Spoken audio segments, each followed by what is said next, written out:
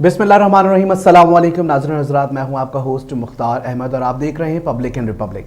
नाज़रीन हज़रात, रोज़ाना की बुनियाद पे हम यहाँ पे जो है वो डिस्कशन कर रहे होते हैं और बहस मुबाहिसा हो रहा होता है। यहाँ पे हमारे साथ कॉलर्स भी मौजूद होते हैं। हम मुख्तलिफ टॉपिक्स पे ख़ास करके आवाम की भलाई के लिए, आवाम की बहबूद के लिए जो है वो सारे वो इशूज़ पे बात करते हैं कि जिससे आवाम की भलाई हो और हुकूमत तक हमारी आवाज़ जो है वो, आवाम की जो आवाज़ है वो पहुँच सके। अब ज़ाहिर है सैलाब का जो सिलसिला है, सैलाब की तबाहकारियाँ एक तरफ हैं, गुर्बत एक तरफ है, तालीम का फुकदान एक तरफ है। पूरे पाकिस्तान को कराची जैसा शहर, जिसे शहर कायद भी कहा जाता है, जो कि दारुल खिलाफा है तिजारती एतबार से।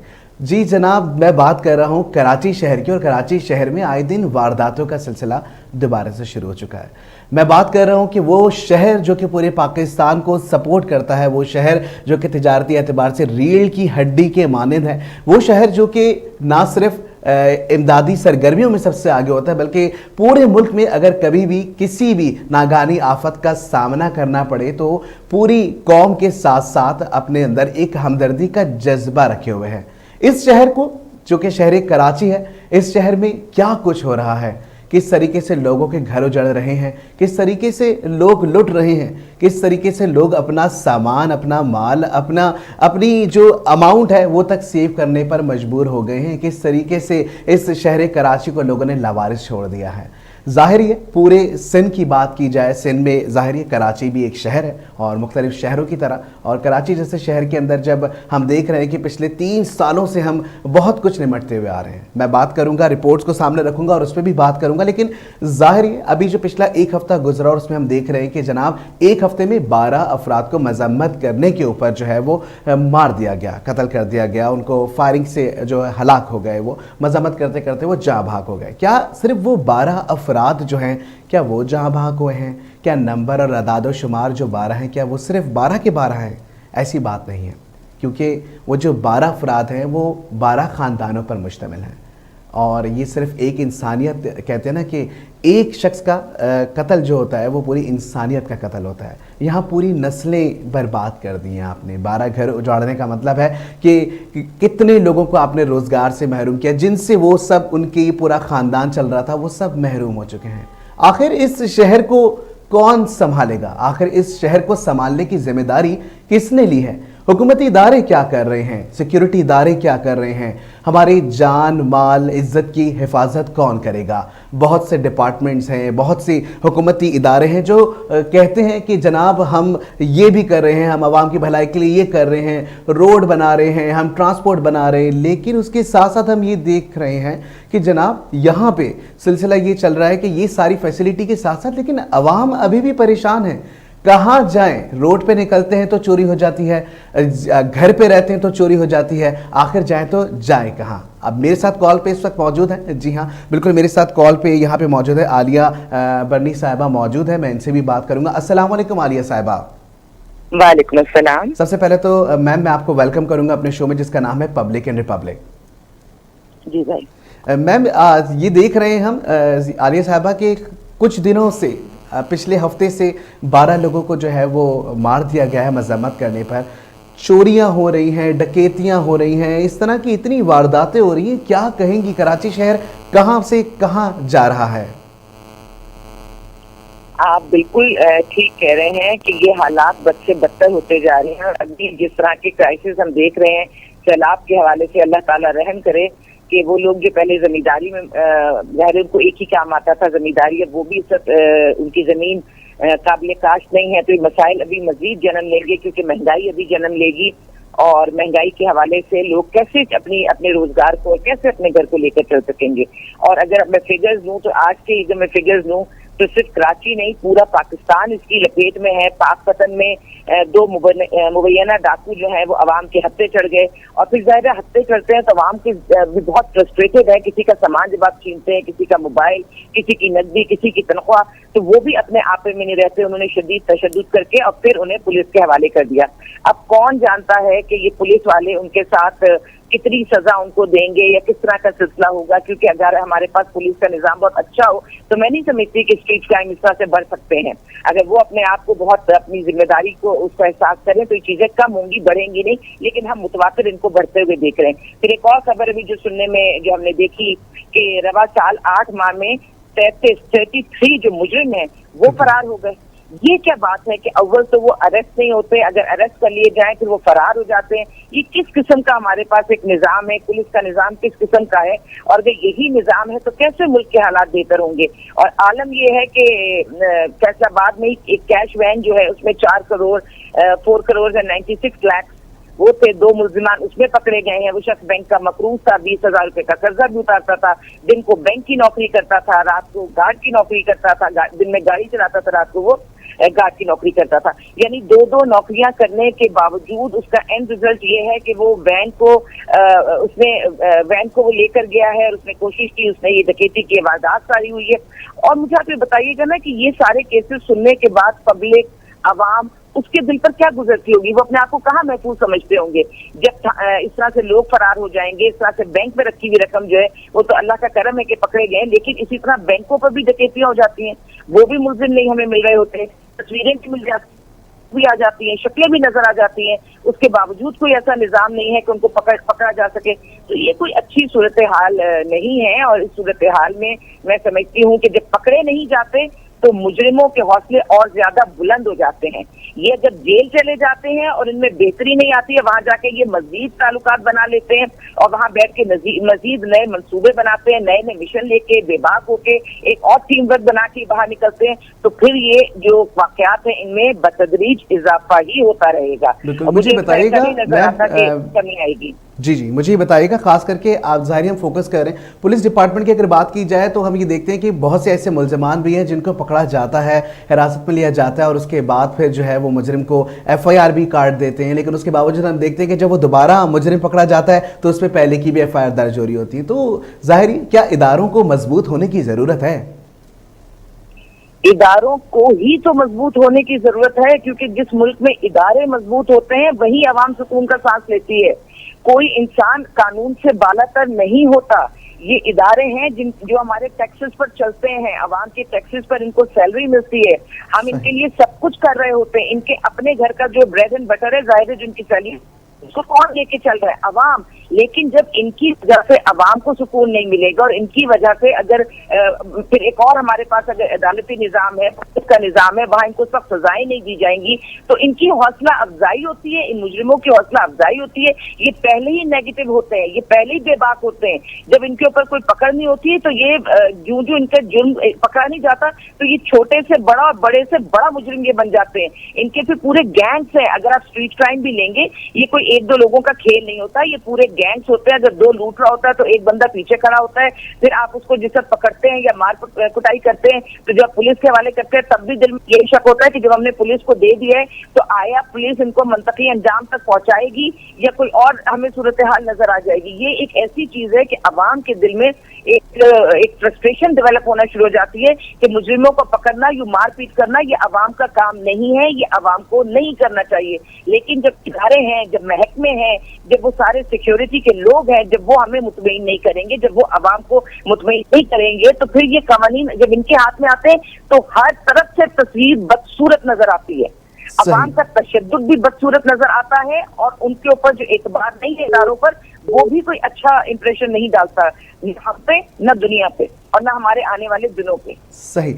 मुझे बताइएगा मैम, बेसिकली हम ये देख रहे हैं कि अवाम के अंदर एक शऊर तो है कि हम अवाम को देखते हैं कि अवाम कमा भी रही है, अपना खा भी रही है और लोग ज़ाहिर लूटने वाले जो लूट के जाते हैं, लेकिन FIR दर्ज नहीं कराई जा रही होती। लोग डर रहे होते हैं कि हम FIR कटवाएंगे तो हमें जाना पड़ेगा, फिर जाके हमें सेलफोन्स के लिए बार बार बुलाया जाएगा। तो क्या हमें कहते हैं कि अवाम को अंदर जो एक शऊर है ये बेदार नहीं करना पड़ेगा कि अगर आपके साथ कोई लॉस हुआ है तो आप जाके हर हालत में FIR या अपनी रिपोर्ट जरूर करवाएं?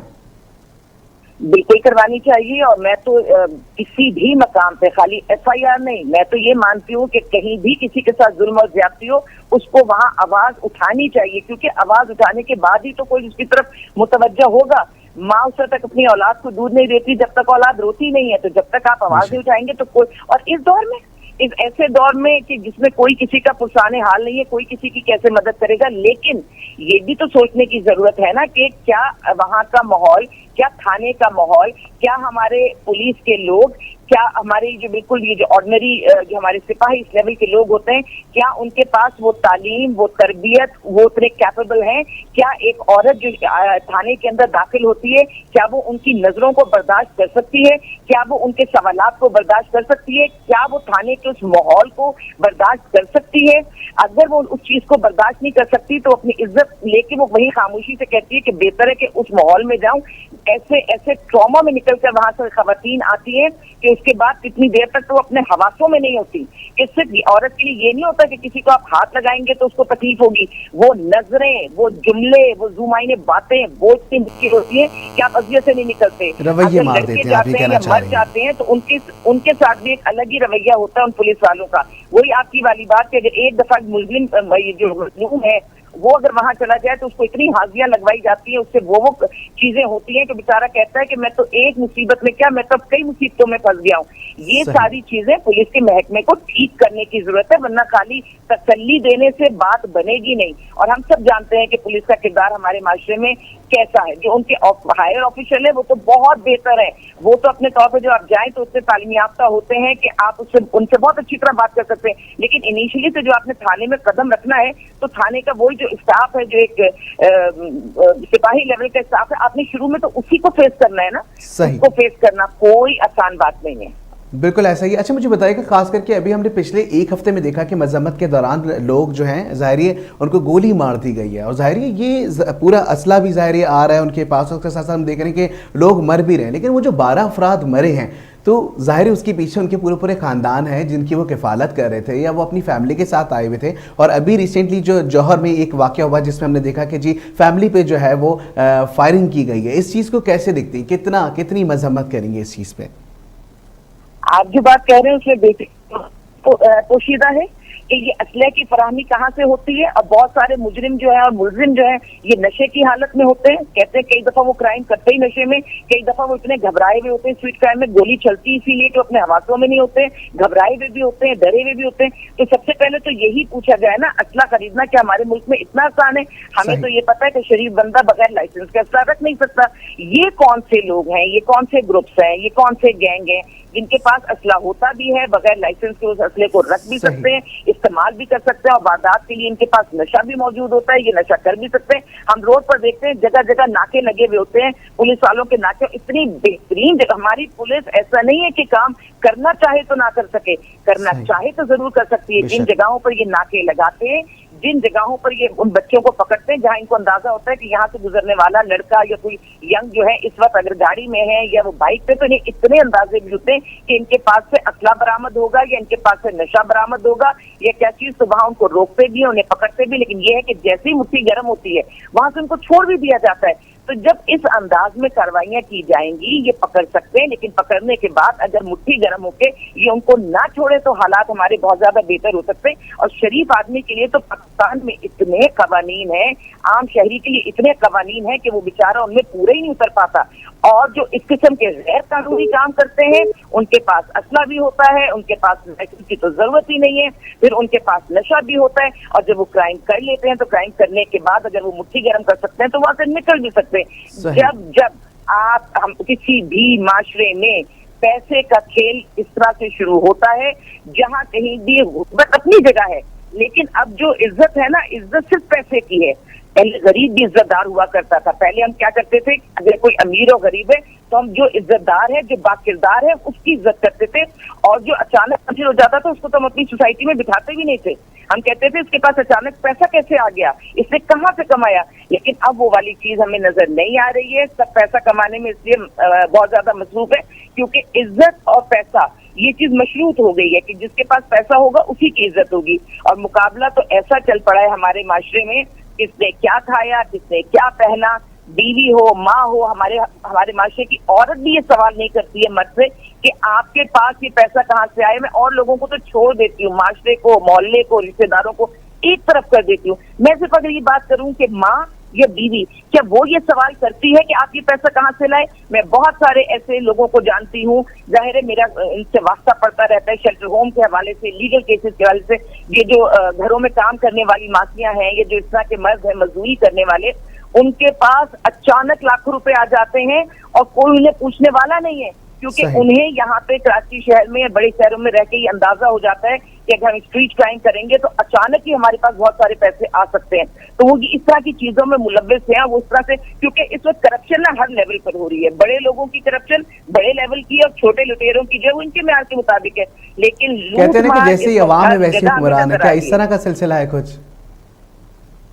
जी भाई, जैसे कहते हैं कि जैसी अवाम है वैसे हुक्मरान है, तो ये सारा सिलसिला चल पड़ा है, आप कह रही हैं? मैं बिल्कुल 100%, मैं जब भी बात करती हूँ, मैं हम कह के बात करती हूँ। मैं कभी ये नहीं समझती कि सिर्फ माशरे में किसी एक ने बुराई फैला दी है, नहीं, हम सब उसके जिम्मेदार हैं, हम सब उसमें अपना हिस्सा डालते हैं। अगर किसी के ऊपर जुल्म हो रहा है, जबर हो रहा है, तो जो जुल्म कर रहा है वो भी उतना ही कसूरवार है, लेकिन जो जुल्म और जबर को बर्दाश्त कर रहा है वो भी, और जो खड़े होकर उस सारे खेल को, सारे तमाशे को देख रहा हो, कुछ नहीं कर रहा वो भी। तो आप देखिए ना, जब आप पाकिस्तान की या किसी भी माशरे की आप बात करेंगे तो ये तीन ही कैटेगरीज होती है, जुल्म करने वाला, जुल्म सहने वाला, खड़े होकर जुल्म को देखने वाला। और हमारे पास जिसको करप्शन के जितने मौके मिलते हैं, कोई भी अपने करप्शन के मौके को जाने नहीं देता।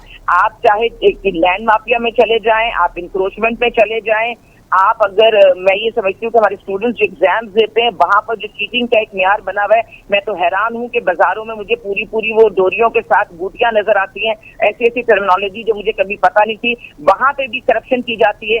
यहाँ पे तालीम का इनका म्यार ये होगा कि चीटिंग कर कर नंबर मिलेंगे और पेपर, कितनी दफा पेपर्स आउट हो रहे होते हैं, पेपर्स कैसे आउट हो जाते हैं। तो बात यह है कि हमने करप्शन के लिए किसी को नहीं छोड़ा, और यही अगर इस तरह के तालीम याफ्ता लोग, डिग्रियों वाले किसी मकाम पर पहुंचते हैं तो हम कैसे उनसे ये उम्मीद करेंगे कि वो कोई अच्छी सर्विस दे सकेंगे, जब शुरू से डे वन से हमने किसी बच्चे को करप्शन सिखा दी और उसको ये बता दिया कि तुम गलत काम करके आगे किसी मकाम पर पहुंच सकते हो, तो उसको तो लगेगा कि यही शॉर्टकट बेहतर है। जबकि मेरा जाती तौर पर मेरा तजर्बा और मेरा मानना ये है कि जिंदगी में शॉर्टकट कुछ नहीं होता। वक्ती तौर पर अगर कोई चीज मिल भी जाती है तो वो आपके पास रह नहीं सकती, वो आपके पास से चली जाएगी। बेहतर है कि पूरा सफर तय करें और पूरा सफर तय करने के बाद किसी मंजिल पर पहुंचा जाए। हमारे पास जो भिखारी है, जो ये वाला तबका है, ये भी मैं जरूर मेंशन करना चाहूंगी कि करप्शन में कई जगह पे, करप्शन में क्या, डकैती में क्या, चोरी में क्या, ये भी बहुत बड़ा रोल जो उन जगहों पर बैठे होते हैं।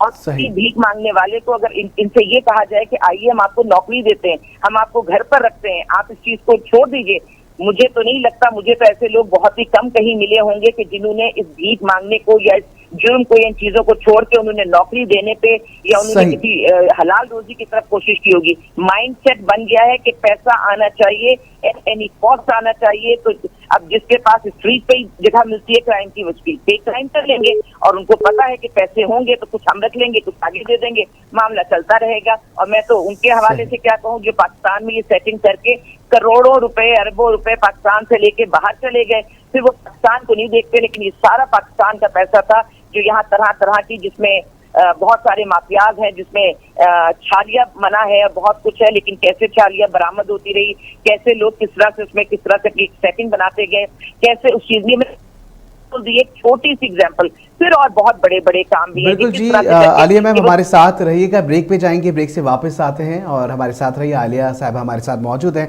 और तवील डिस्कशन इस चीज़ पर हो रही है कि जी करप्शन और करप्शन के साथ साथ चोरी के ऊपर बात हो रही है। तो जी हमारे साथ रहिए, ब्रेक के बाद फिर वापस आते हैं।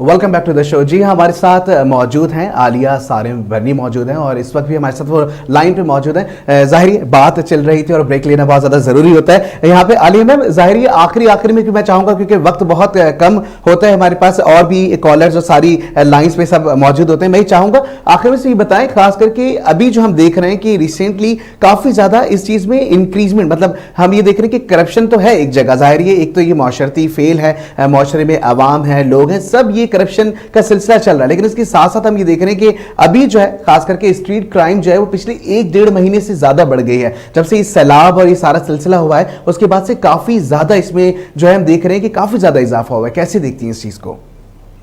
बात यह है कि बहुत अल्लाह ताला रहम करे हमारे मुल्क पर। ये सैलाब की सूरत हाल बहुत ही खतरनाक है, बहुत तकलीफ दे है, वो लोग बहुत मुश्किल और अजियत में है।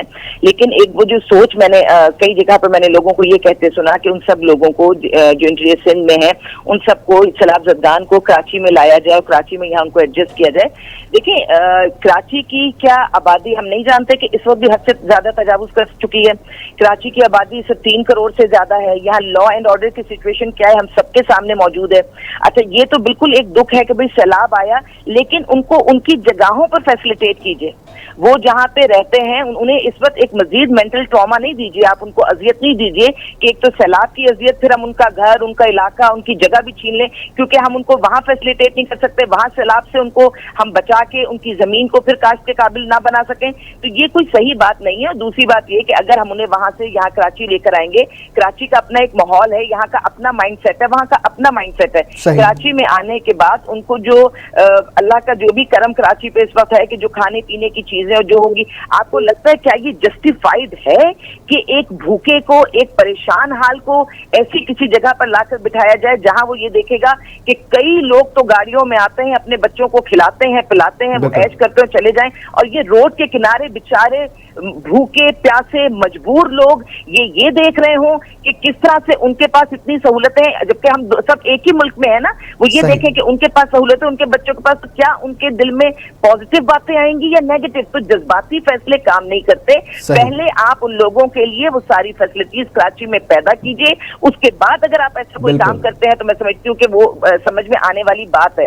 और दूसरी बात ये कि आप ये जो लोग आ गए हैं, क्योंकि गवर्नमेंट ने उस तरह से फैसिलिटेट तो नहीं किया। मैं रोड के सेंटर में देखती हूँ कि जवान माएँ हैं और उनके साथ वो छोटे शीख और बच्चे हैं, उन्हें एक प्राइवेसी की जगह है उस माँ को और उस बच्चे को, जो कि रोड पे के सेंटर में जाहिर है वो बेचारी इन चीजों के लिए वो मजबूर हैं, या छोटे बच्चे हैं वहीं रफाए हाजत वो कर रहे हैं। कहाँ? जो हमारी रोड के सेंटर में जरा सी जगह बनी होती है, माओ के पास से बच्चियां भी, इस रात को सोइए केस आया है कि भी औरत सोई है और सुबह उसकी छोटी बच्ची गायब हो गई है।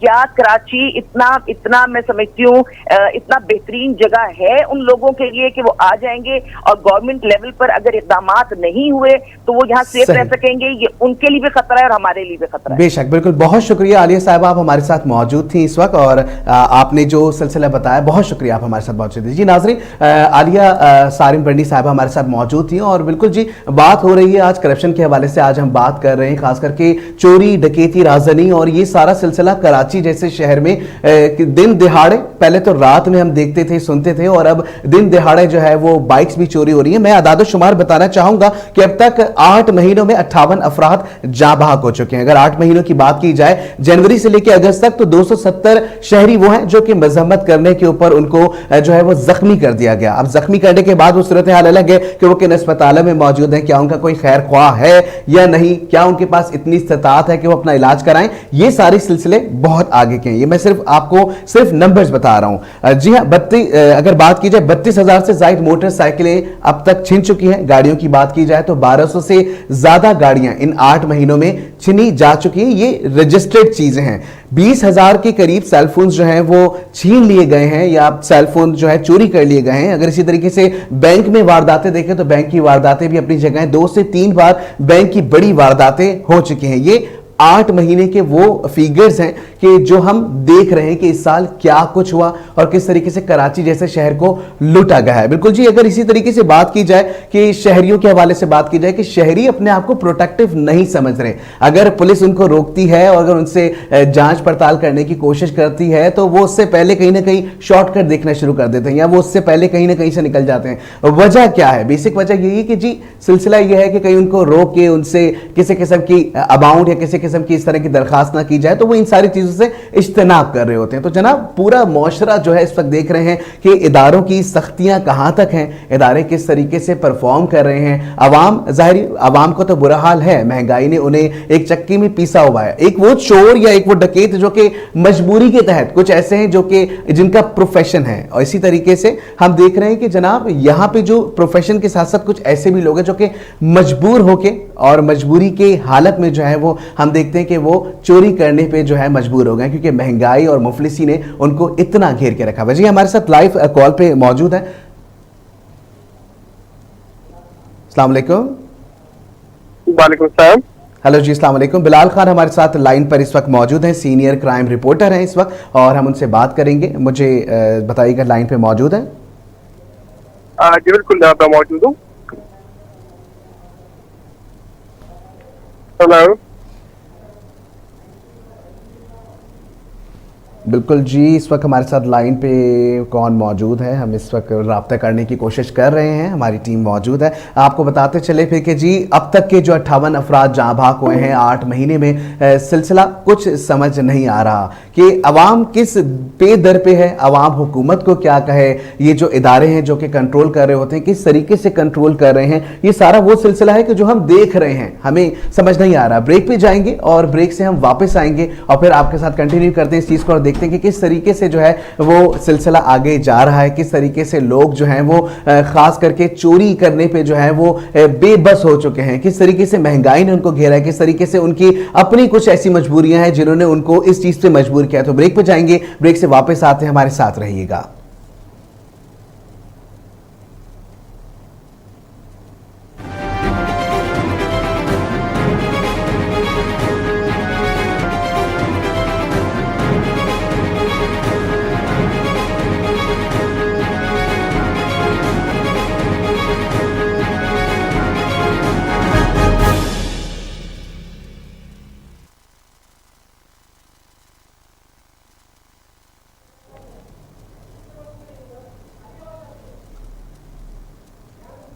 जी जी, परफेक्ट आ रही है, मुझे आवाज आ रही है।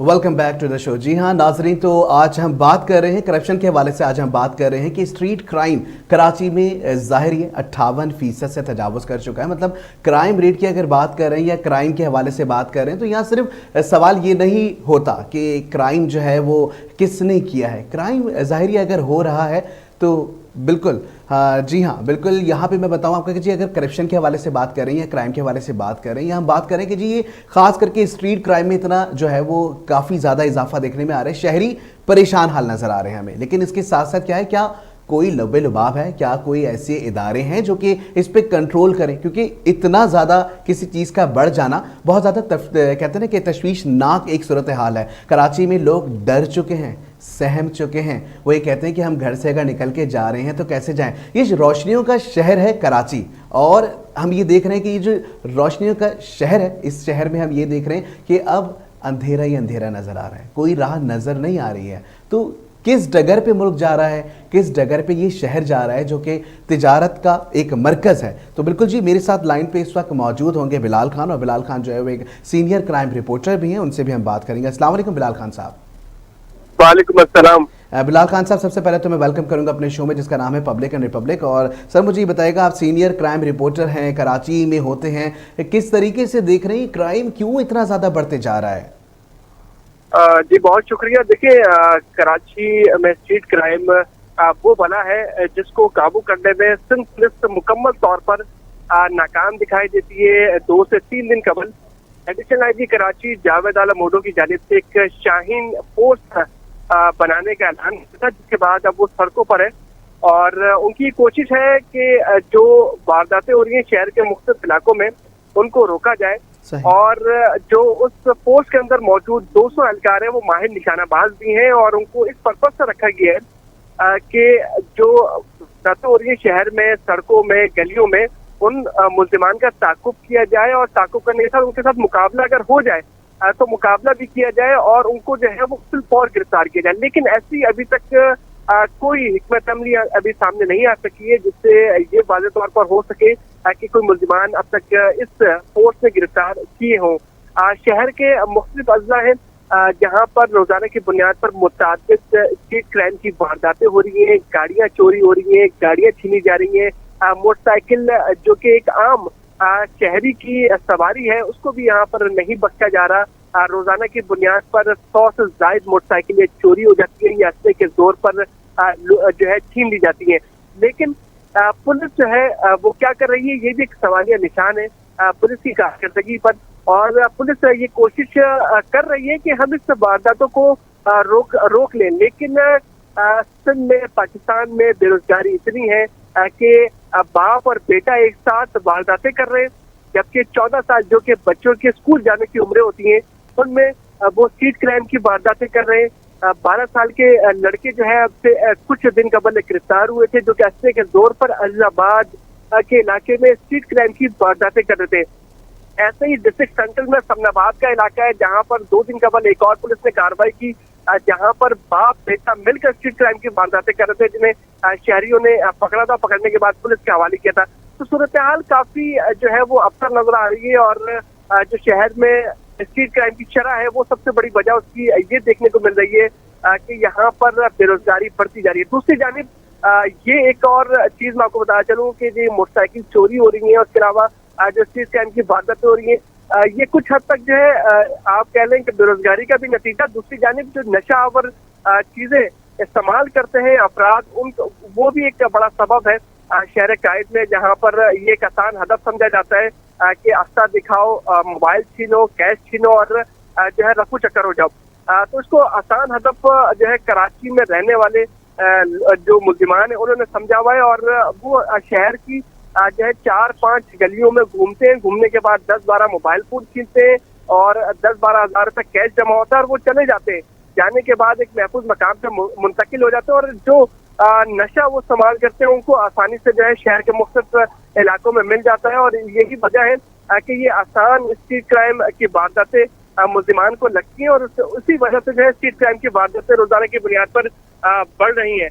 तो इंतहाई अफसोस का जो है वो मकाम देखने को मिल रहा है कि शहर कायद की सड़कों पर मोटरसाइकिलें हों या जो है मोबाइल फोन हो, आप अपनी दहलीज पे भी लूट लिए जाते हैं। आप किसी सड़क पे चल रहे हो पैदल तो आप बिना खौफ जो है वो नहीं चल सकते, आपको उस मकाम पे भी लूट किया जाएगा।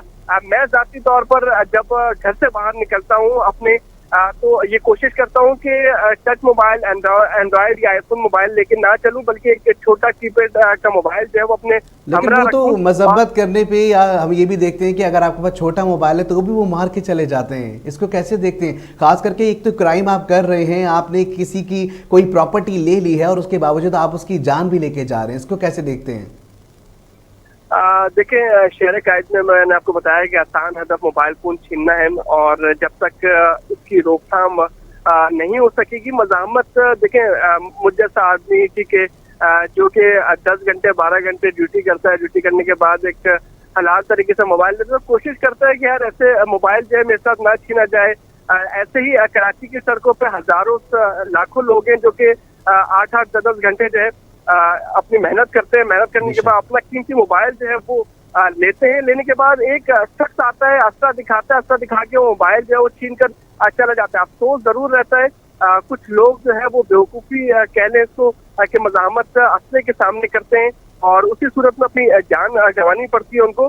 लेकिन मुल्जिमान जो है ज़्यादातर जो हमने ये देखा है स्ट्रीट क्राइम करने वाले वो ज़्यादातर नशे के आदी होते हैं और वो नशे की लत की वजह से जो है ये वारदातें करते हैं। और कई ऐसे मुल्जिमान हैं जो कि नशे में होते हैं और नशे में होकर जो है वो शहर की सड़कों पे निकलते हैं और असला जो है वो हाथ में थमा हुआ होता है। थामने के बाद जब वो सड़कों पे गलियों पे घूमते हैं तो वो ये समझते हैं कि हमसे ज्यादा जो है कीमती जान किसी की नहीं है। इस वजह से वो कोई भी सामने आता है, कोई भी शहरी जो है वो थोड़ी सी भी मज़ाहमत करता है, उसको गोली मार के बासानी फरार हो जाते हैं।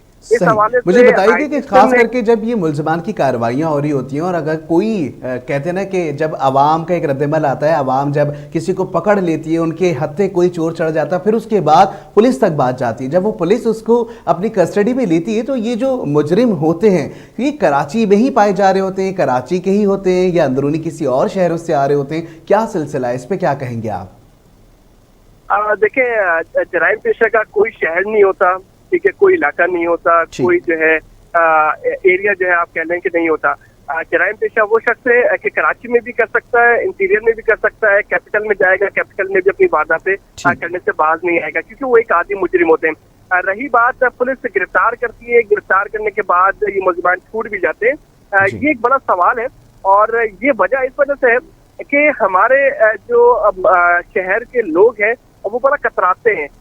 जैसे मुझसे मोबाइल छीन लिया, मैं रिपोर्ट करवाने थाने तक नहीं जाता, बल्कि मैं अपना मोबाइल ब्लॉक करवा देता हूँ, और ब्लॉक करवाने के बाद ये बोलता हूँ यार पुलिस के बाद जाके कौन अपना टाइम वेस्ट करेगा। बड़ी वजह ये भी है कि लोग जो है वो रिस्पॉन्स नहीं आ रहा पुलिस की जानिब से, रिस्पॉन्स जो है पुलिस से रिस्पॉन्स नहीं करते शहरी, और पुलिस की कोशिश करते हैं, पुलिस से बचने की कोशिश की जाती है शहरियों की जानिब से, पुलिस के साथ ताउन नहीं किया जाता। अब मुझसे अगर मोबाइल छीना है और मेरा मोबाइल अगर बरामद हो गया है और पुलिस कहेगी कि आप आके गवाही दें, तो मैं ये सोचूंगा कि एक आम शहरी के नाते कि यार मोबाइल तो चलो चला ही गया था, लेकिन अब गवाही के जो है चक्कर में कौन पड़ेगा, कोर्ट कचहरी के चक्कर कौन खाएगा, इससे अच्छा मोबाइल भी जाने दो और इनसे जान बचाओ। ये एक हमारी सोच जो है माशरे में पैदा हो चुकी है, जिसकी वजह से जो मुल्जिमान है, स्ट्रीट क्रिमिनल्स हैं, उनको एक और मौका मिलता है, वो फिर सड़कों पर आते हैं, फिर वारदातें करते हैं, और हजारों वारदातें करने के बाद एक वारदात नाकाम होती है, फिर गिरफ्तारी अमल में आती है, फिर ये एक चक्कर चलता है। और ऐसे ही कराची में स्ट्रीट क्रिमिनल्स हैं जो रोजाना की बुनियाद पर मुतअद्दिद वारदातें करते हैं, महीनों में हजारों वारदातें करते हैं, उसके बावजूद वो कानून की गिरफ्त में आने के बावजूद वो बाहर निकल जाते हैं। तो पुलिस भी अपनी जो है वो कोशिश जरूर करती है कि मुल्जिमान को गिरफ्तार भी करे और उनको जो है वो सजा भी दिलाए, लेकिन यहाँ पर कुछ इश्यूज जो है वो ये भी है कि शहरी जो है वो आगे नहीं बढ़ते, जिसकी वजह से मुल्जिमान आजाद घूम रहे होते हैं। दूसरी बात इसमें यह है कि कराची की पॉपुलेशन बहुत ज्यादा है और कराची में पुलिस की नफरी ना होने के बराबर। ठीक, ये भी एक बड़ा सवाल है। बिल्कुल ऐसा ही है। बहुत शुक्रिया बिलाल खान साहब, आप हमारे साथ लाइन पर मौजूद थे और आपने जो सिलसिला हमें बताया खास करके कि क्या क्या लैकिंग नजर आ रही, बहुत शुक्रिया, आप हमारे साथ मौजूद थे। जी नाजरीन, तो बड़ी एक अजीबो गरीब सूरत हाल दिखने में आ रही है, जहां क्राइम रेट इंक्रीज हो रहा है, वहां आवाम का रद्द अमल मुख्तलिफ तरीके से नजर आ रहा है। आवाम जो है वो पुलिस के पास जाने से कतरा रही है, पुलिस को हम देख रहे हैं कि उनकी नफरी बहुत कम है। अगर बात की जाए कि ज़ाहिर AIG साहब ने जो है वो पुलिस के लिए रैपिड एक फोर्स निकाली और उसमें जो है वो बाइक्स पे जो है वो स्ट्रीट क्राइम में इन्वॉल्व लोगों को रोकने के लिए खास करके उनको फायरिंग का तरीक़ेकार भी और वो प्रॉपरली उनको एक ट्रेनिंग के साथ दिखाया जा रहा है। अगर ये सारी सूरत हाल हम इस तरह देखें कि अगर ये सारा जो काम है या ये वाला रिस्पॉन्स जो कि एक बड़ा अच्छा इकदाम है कि आप जो है वो स्ट्रीट के अंदर भी जो है वो बाइक्स देके हमारे सिपाहियों को भेज रहे हैं कि जी हमारी हिफाजत की जाए, तो अगर ये वक्त से पहले हो जाता। हम यही देखते हैं कि हुकूमतें आती भी हैं, हुकूमतें अपना काम करती हैं, लेकिन पहले सिलसिला कुछ हो जाता है, जब नुकसान हो जाता है, नुकसान के बाद हमें अकल आ रही होती है। मतलब ये समझ से बाहर है कि हमें वक्त से पहले अपनी सारी चीज़ों के लिए तैयार नहीं रहना पड़ेगा। जब लॉस हो जाता है, अगर हम तबाकारियों की बात करें, सैलाबी सूरत हाल की बात करें, तो एक प्लानिंग होती है और वो भी हमें नहीं दिखाई दी। इसी तरीके से अब स्ट्रीट क्राइम अगर हम देख रहे हैं तो वो भी दिन ब दिन बढ़ते जा रहा है, कंट्रोल करने के लिए इकदाम करे जा रहे हैं। वहाँ पर आवाम का रद्द अमल अलग नज़र आ रहा है, हम अपने इदारों को देख रहे हैं तो अलग तरीके से सोच रहे हैं। तो सिलसिला ये कि हम सबको मिल बांट के जो है वो सोचना पड़ेगा इस पर, और इस पर सोचने के साथ साथ हमें ये कोशिश करनी पड़ेगी कि इस क्राइम को कंट्रोल करने के लिए हम सबको साथ देना होगा, हमें अपनी इदारों के साथ मिलकर काम करना होगा, हमें अपने इदारों को हर एक गलत कहते हैं ना एक्ट की इंफॉर्मेशन देनी होगी ताकि वो उसकी बर वक्त कार्रवाई कर सके। तो आज के प्रोग्राम में जनाब सिर्फ इतना ही कि आज जो हमने बात की है खास करके क्राइम के हवाले से, आज हम बात कर रहे हैं कि जी शहरी लुट रहे हैं और कोई पूछने वाला नहीं है, तो वजह हम खुद भी हैं, हम खुद इन्वॉल्व नहीं होना चाहते, हम खुद जो है चाहते नहीं है कि किसी तरीके से हम रिपोर्ट करवाएं। जिस तरीके से बिलाल साहब ने कहा, जिस तरीके से हमारी बात हुई थी, ज़ाहिरी हमारी बात सीनियर हमारी आलिया साहिबा से बात हुई थी, उन्होंने भी कहा कि हम लोग भी अपनी जगह बड़ी कोताहियाँ कर रहे हैं, पुलिस भी कोताही कर रही है। तो जी मुजरिमों को ज़ाहिरी कैफरे किरदार पर अगर पहुँचाना है तो हमें रिपोर्ट बर वक्त करना होगा ताकि बर वक्त कार्रवाई की जा सके। आज के शो में इतना ही, अपना बहुत ज़्यादा ख्याल रखिएगा और जी हाँ, इंशाल्लाह कल फिर आपसे मुलाकात होगी। हर जुम्मा हफ्ता इतवार पब्लिक एंड रिपब्लिक में हम आपके साथ होते हैं और एक नए टॉपिक के साथ हाजिर होते हैं। अपना बहुत ज़्यादा ख्याल रखिएगा। अस्सलाम वालेकुम।